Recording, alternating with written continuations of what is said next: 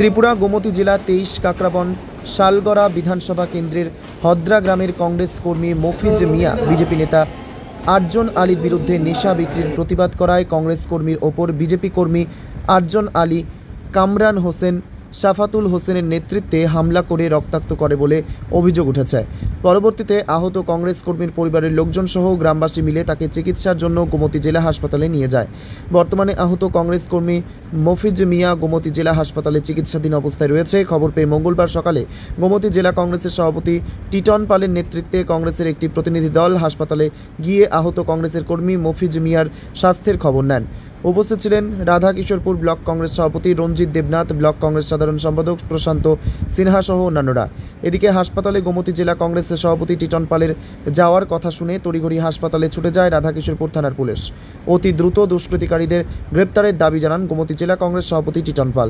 ত্রিপুরা থেকে Bikram Karmakari report, crime press Bengal news.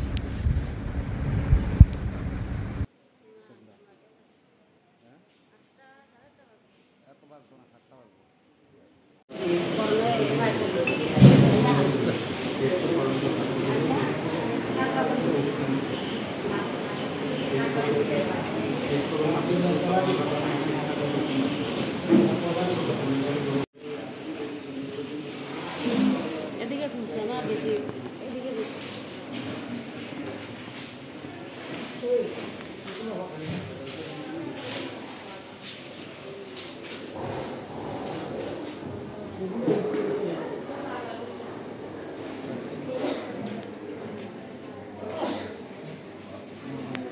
Kakraban Salgara বিধানসভা কেন্দ্রের হদ্রা এলাকায় গতকাল সন্ধ্যার সময় আমাদের কংগ্রেস কর্মী মফিজ মিয়ার উপর বিজেপি দুষ্কৃতীরা সেখানে হামলা করে আরজন আলীর নেতৃত্বে আরজন আলী ওনার সেখানে কামরান হোসেন আর সাফাতুল ইসলাম এই তিনজন বিজেপি দুষ্কৃতিকারী আমাদের কংগ্রেস সমর্থক মফিজ মিয়ার সেখানে দোষ ছিল, কারণ আরজন আলী সেখানে এই এলাকার মধ্যে নেশার ট্যাবলেট বিক্রি করে যুব সমাজের সেখানে জীবন সেখানে ধ্বংস করে দিচ্ছে। গতকালকেও কিছু ক্রেতা যখন যাচ্ছিল ওনার বাড়িতে নেশার ট্যাবলেট সেখানে কেনার জন্য মফিজ মিয়া সেটা প্রতিবাদ করেছিলেন। সে প্রতিবাদ করার অপরাধে সেখানে আরজন আলীর নেতৃত্বে তিনজনে মিলে তাদের সেখানে আমাদের কংগ্রেস সমর্থকের বাড়িতে ঢুকে সেখানে রক্তাক্ত করেছে, তার মাথা ফাটিয়েছে। সেখানে এখন গোমতী জেলা হাসপাতালে সে আছেন।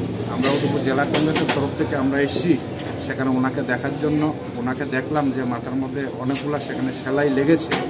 আমরা পুলিশের কাছে অনুরোধ করব যে সমস্ত দুষ্কৃতিকারী সেখানে কংগ্রেস কর্মীর উপর আক্রমণ করেছে অতি দ্রুত যাতে তাদের বিরুদ্ধে সেখানে ব্যবস্থা নেওয়া হয়।